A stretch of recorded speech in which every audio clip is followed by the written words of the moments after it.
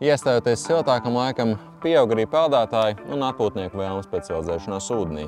Taču svarīgi atcerēties, ne katra ūdenstiltne ir droša un piemērota peldēšanai. Latvijas Valsts meži atgādina, peldēties aktīvos karjeros, jeb derīgo izrakteņu ieguvas vietās, ir stingri aizliegts. Šīs aizlieguma zīmes te nav tāpat vien, tas ir brīdinājums par reālu apdraudējumu tavai drošībai.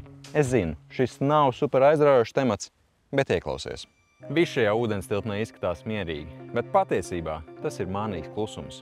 Ūdenstiltnes karjeru teritorijās nav dabiskas peldvietas. Tās veidojas rakšanas darba laikā, tāpēc tās ir neregulāras formas un izmēri, ar īpaši stāviem, teju vertikāliem krastiem, pēkšņiem dziļumiem, plūstošajām smiltīm un zem kājām pamats var pazust vienā mirklī.